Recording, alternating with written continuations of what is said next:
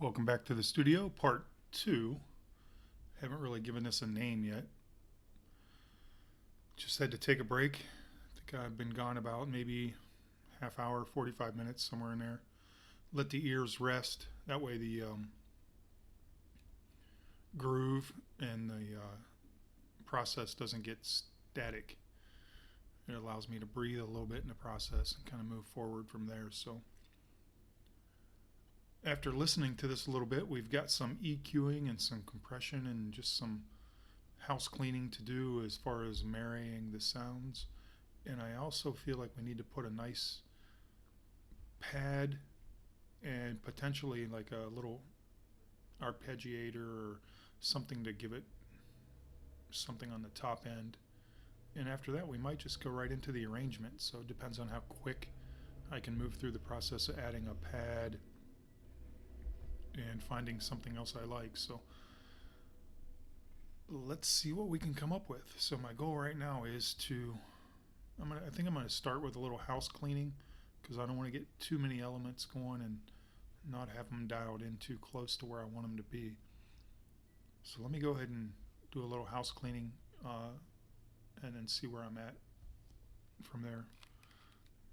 All right, let's push play on this bad boy.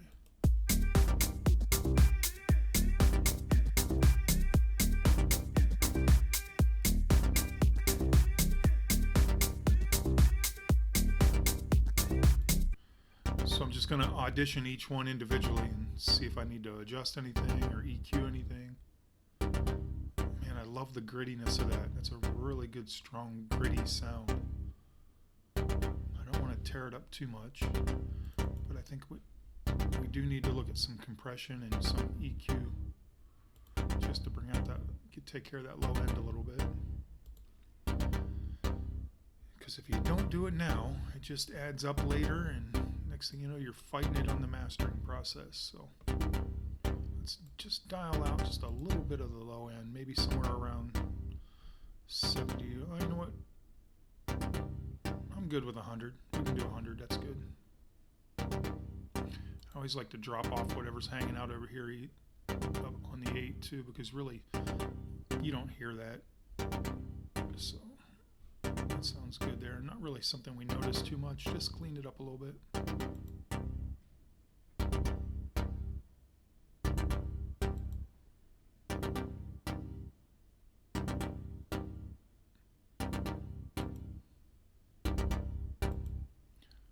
Keep a little bit of that subbiness in there. I don't want to have it fight against anything else, but ultimately my goal is not to lose it either, so I'm going to drop this back. I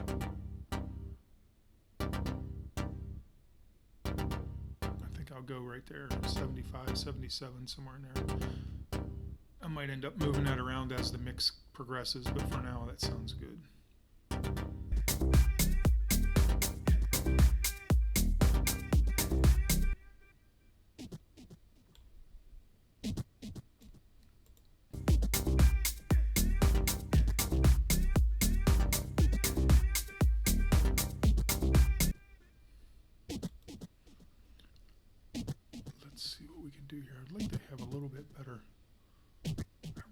Try some ping pong because I want that guy to, I really want this to carry, like to echo out quite a bit. Yeah, there we go.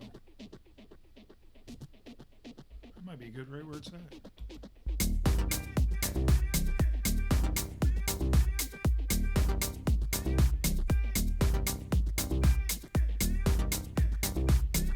Yeah, I think I'm going to leave it right there, and I can just, in the arrangement process, I can automate subtle changes, and I've also got it sent to the delay as well. So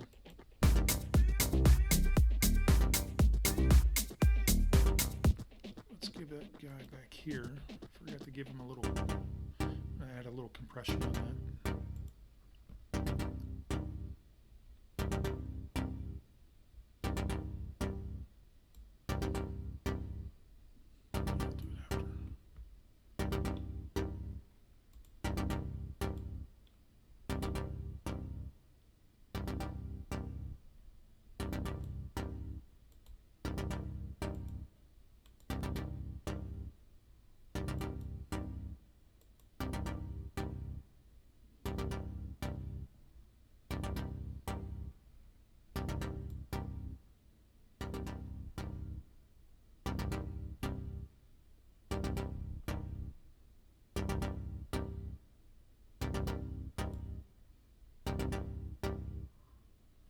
So what I'm paying attention to right here is I want the compression to kind of be as close to the knee, the bend, this circle area as possible. And it's a personal preference. You don't have to follow my rules. Certainly not the expert on this. But the general compression theory is if it's above the knee, it's not really doing anything. It might be altering the sound and you're not really getting the compression that you're looking for. But if it's around the knee, maybe even a little bit below it, kind of bouncing like it is right there, that means you're dialed into a pretty decent compression setting. But I'm not the expert. There's probably 107,000 different opinions on compression. This is just my personal taste, and certainly what I've seen a lot of top name producers do. So I'm going to kind of follow the experience of what I've watched and how I've learned. Sounds pretty good to me.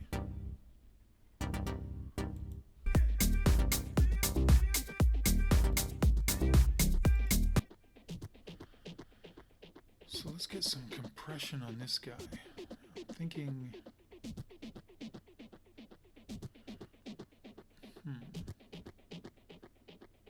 actually I'm going to do some EQ work on it first. This guy doesn't need too much low end. I just want him to be in that mid-range. Right in there, sounds good.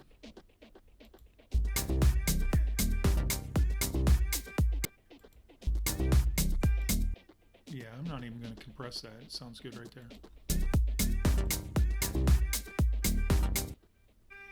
Don't need this. We're done with that. Got it out on a delay. I need some reverb, but I'm not going to go with Ableton. So let's go over to Waves and see what we can do. Actually, you know what? I'm going to try some Max for Live stuff. Convolution Reverb Pro. Anything to vocal. Let's see what that guy's got.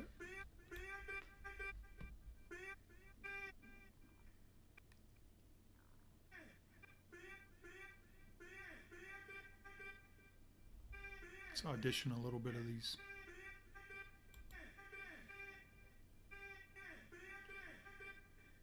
The thing with compression, and again, it's just like, not compression, but reverb. It's similar to compression where it's personal taste, and you're going to hear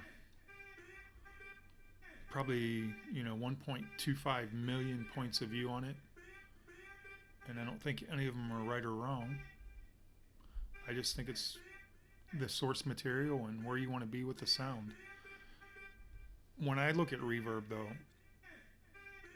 I try to choose it and use it in a manner that you don't know it's happening. You don't even know there's reverb there unless the reverb is turned off. So if the reverb gets turned off and something changes, you're like, oh, what was that? It must have been the reverb. But actually applying it, I don't want to hear that it's reverbed. I just want to know that it's there if I take it away. So let's kind of browse through here and audition a few of these bad boys and see what we come up with.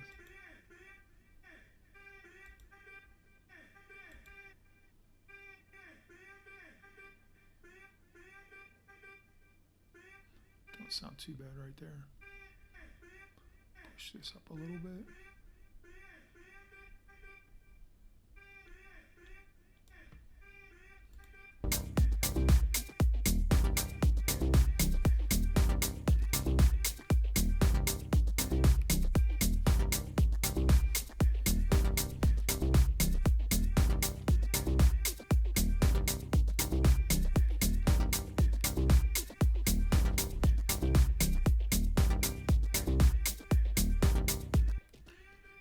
I want the vocal not necessarily out front, but I don't want it all the way in the back either.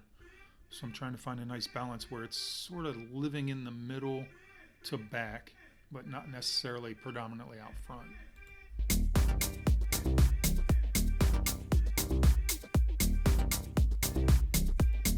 Might want to dial this back a little bit, pushing it way too far back.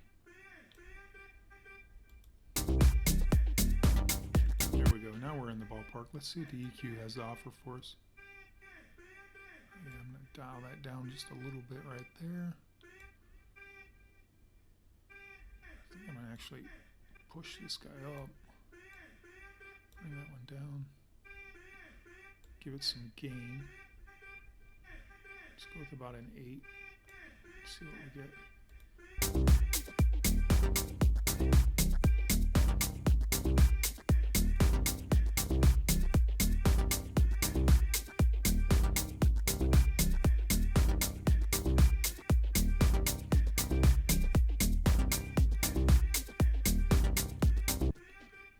Sounds pretty good for now. I'm actually doing this on headphones, so I'm sure once I turn all this project over to the monitors in the studio here, it'll sound completely different, and I'll make some, excuse me, some final adjustments. But for what I'm hearing on the headphones right now, we're okay. So this is our kick and clap, basic drum loop. We got to clean this boy up, make it our own a little bit here.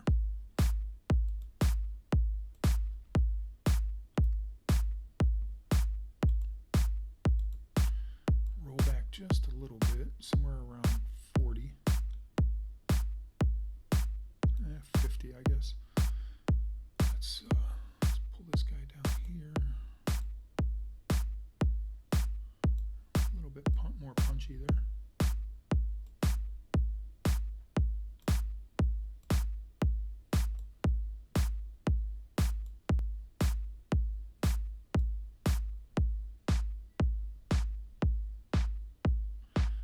Soften that, since we're working with a loop, I want to soften that clap element a little bit and see how that sounds in the mix.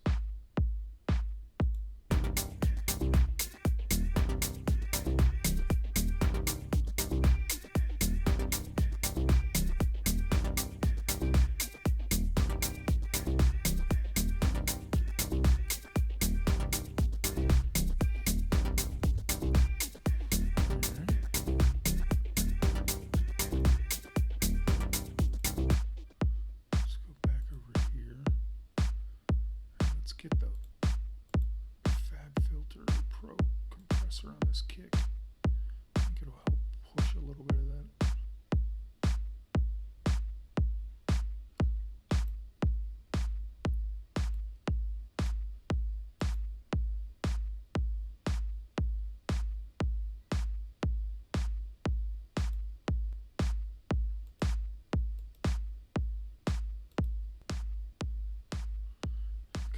Something along that line. Let's see what that sounds like. Yeah, perfect. All right, let's see what we can do over here.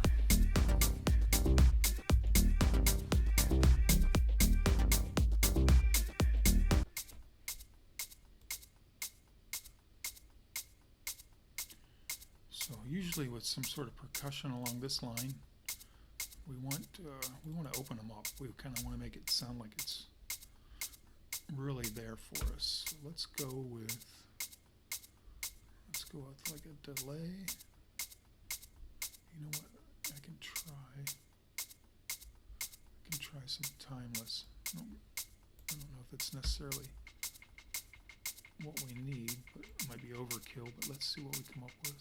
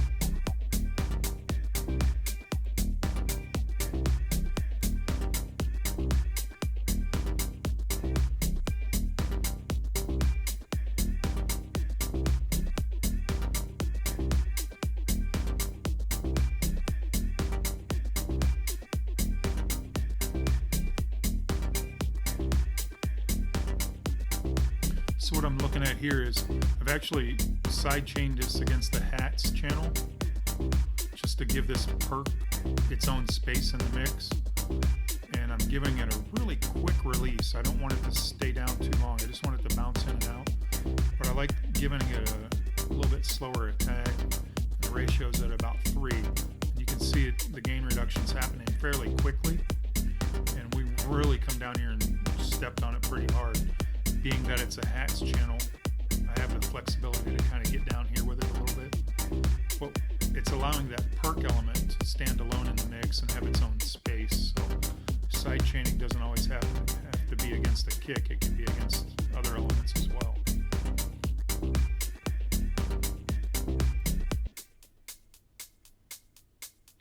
feel like I need a little sizzle on top of that bad boy though.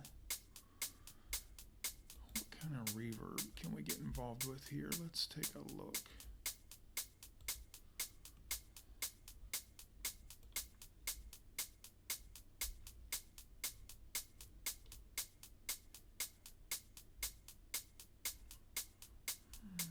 Let's see what this guy has to offer.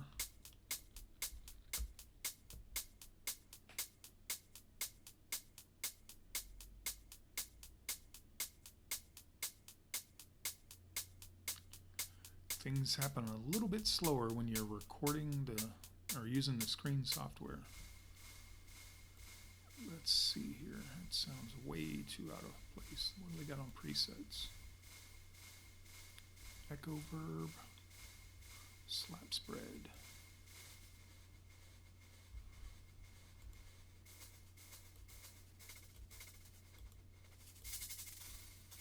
Yeah, these are all, well, not all of them. Let me take another look here. But again, I don't want overkill with reverb. I just want it there. Wonder what default sounds like. Maybe I can bring the dry wet down. See how you barely notice it's there, and then it's all reverb? I don't really want to know it's there. Just want to know it's happening. I just don't need to hear it happening.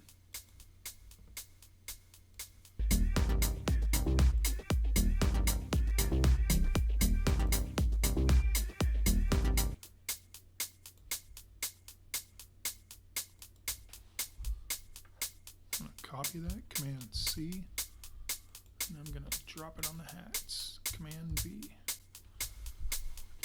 Hear that sizzle? Let's dial this bad boy, dial him down a little bit, because we're going to put some compression after this. That's really going to help us stand out.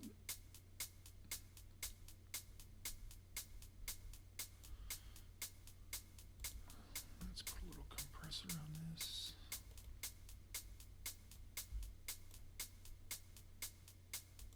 Leave the makeup on, root meets square, and just a little bit of compression. Don't even really want to get involved with it too much. I'm just trying to help it sizzle, cook it.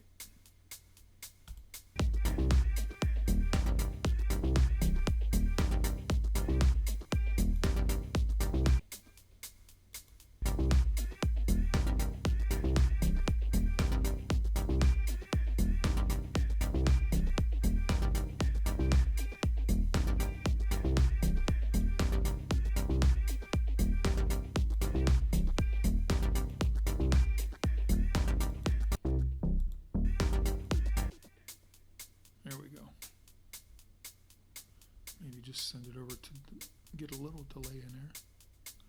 Not much. I don't want too much there.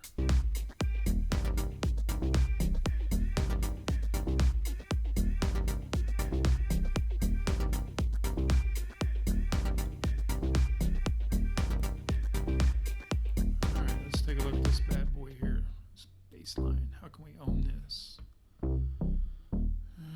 Alright, so let's compress it.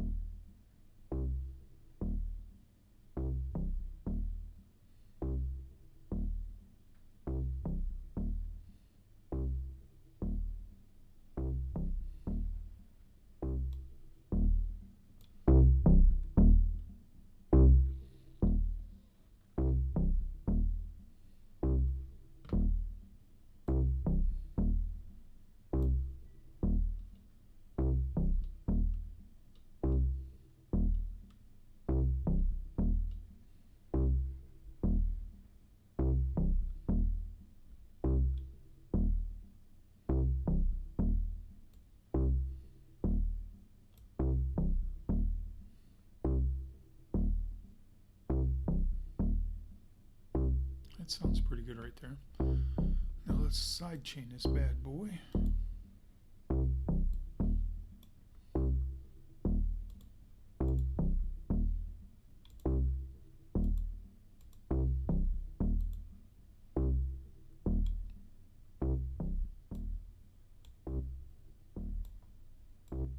Since I've got the other compressor in front, kind of being the workhorse, I want the side chaining to happen quick.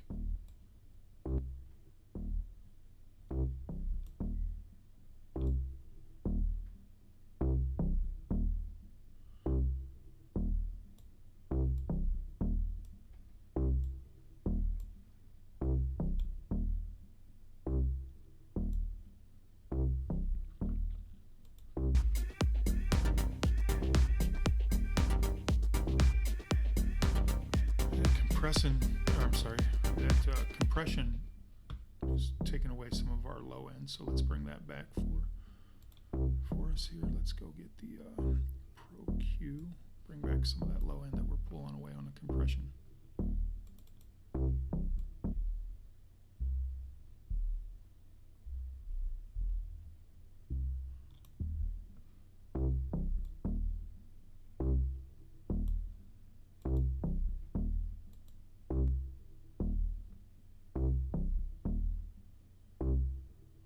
So we brought back about a dB of low end there. Should work out pretty good. Yeah, that sounds all right. And again, I'm working on headphones, so this is all subject to change, but I feel like that's a nice little house cleaning session. Kept the groove sounding pretty sweet.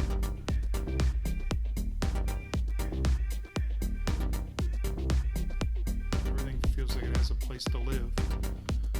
I'm going to go ahead and take another break here, and we'll be back for part 3. We'll get this guy a couple more. We'll get the pad worked in here, maybe an arpeggiator, and then we'll get into some arranging.